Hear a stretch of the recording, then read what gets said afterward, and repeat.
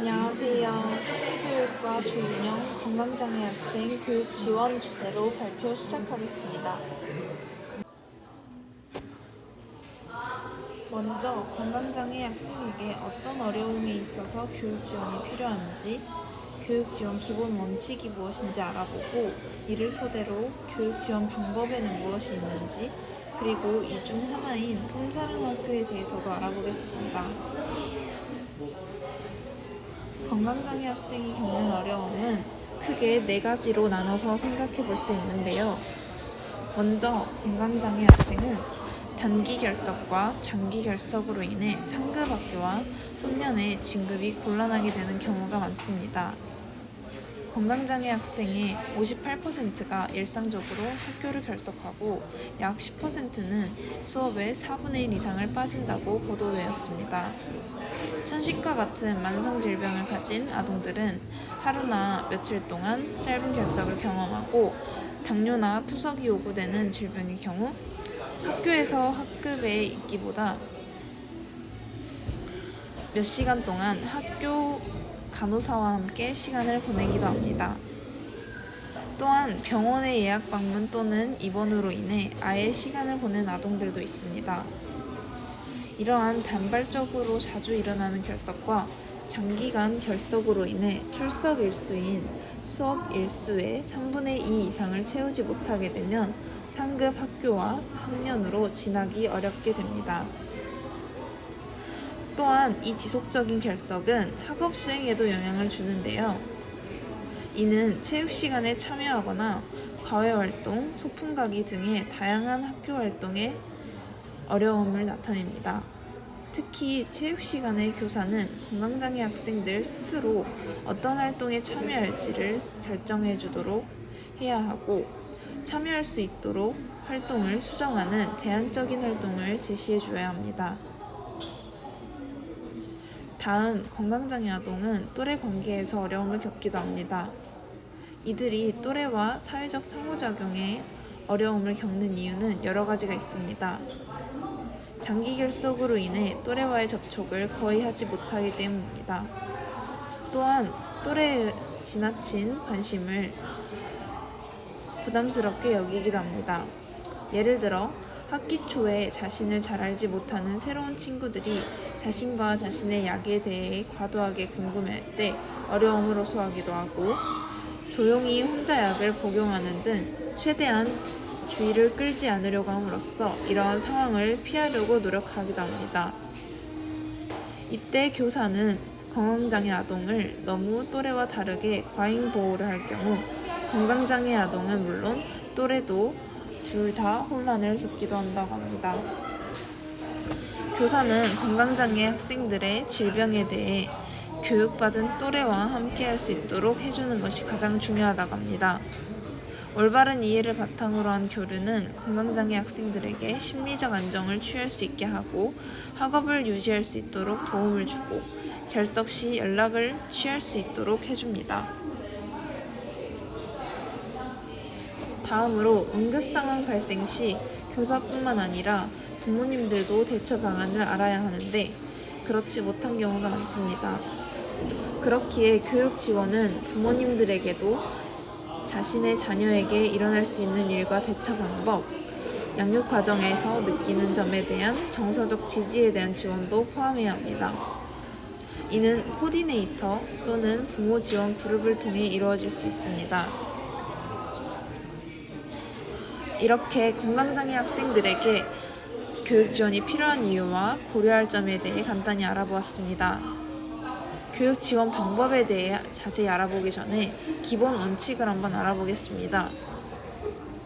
첫째, 교육 지원은 건강장애 학생의 교육 기회를 확보하기 위하여 병원학교 모델, 퇴원 후의 학교 복귀 지원 등 다양한 전달 체계를 구축해야 합니다.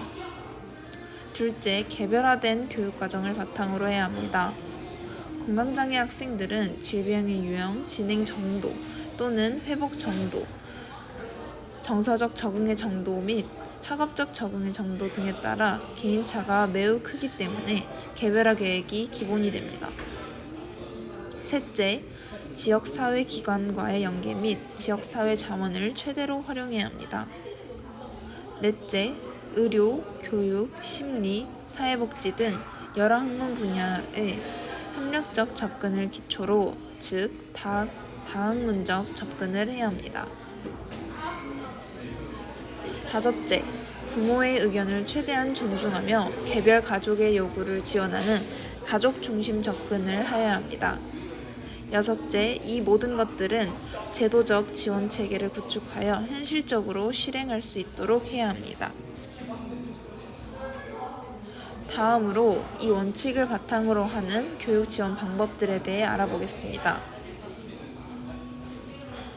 기본적으로 병원 학교를 운영하는데 개별화 교육 계획을 수립한 것을 바탕으로 개별 학생의 교육 요구에 따라 제공합니다. 방문 교육, 화상 강의 시스템, 사이버 가정학습 등 다양한 교육 방식을 통해 이루어지고 학업과 심리 정서 지원을 둘 다 진행한다고 합니다. 그중 화상 강의 시스템에 대해 더 자세히 알아보겠습니다. 이 시스템은 학생 개개인별,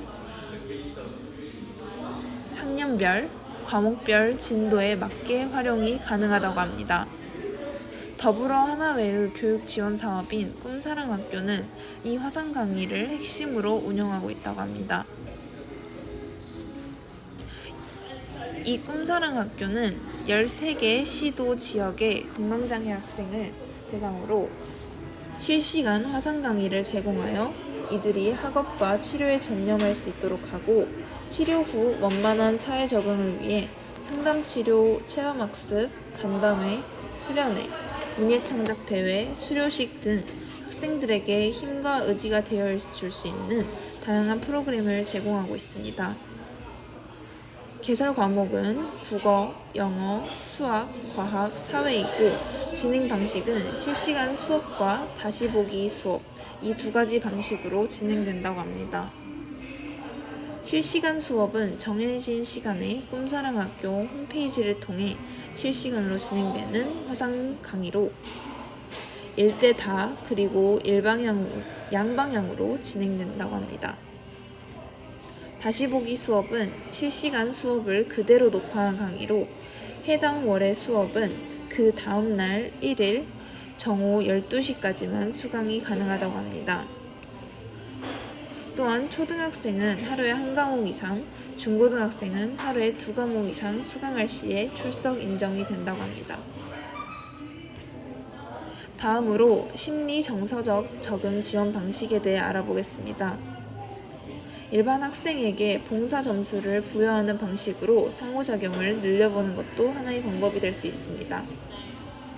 건강장애 인식 개선 자료를 개발하는 것, 학교생활 적응 지침을 마련하는 것, 건강장애 학생 스스로가 자신을 더 잘 이해할 수 있도록 자기 이해 프로그램을 실시하는 것도 도움이 됩니다. 또한 한국 백혈병 소아암 협회에서 주최하는 캠프를 참여해 또래들과 서로 경험을 나누며 자신이 혼자가 아니고 다시 한번 재활 의지를 심어주며 심리 및 정서적 안정에 도움을 줄 수 있도록 할 수 있습니다. 마지막으로 순회교육을 진행합니다. 이는 특수교육운영위원회에서 종합적으로 판단하여 순회교육 여부를 결정하되 부모의 동의를 받도록 되어 있습니다. 학생 소속 학교의 일반 학교 교사와 특수교사가 순회교육을 담당하거나 해당 교육청에서 건강장애 학생 순회교육 협력학교를 지정하여 운영하기도 합니다. 여기까지 건강장애 학생을 위해 다양한 교육 지원 방식을 살펴보았는데 우리는 건강장애 학생의 학교 복귀까지 신경 쓰는 교사가 되어야 한다고 생각합니다. 감사합니다.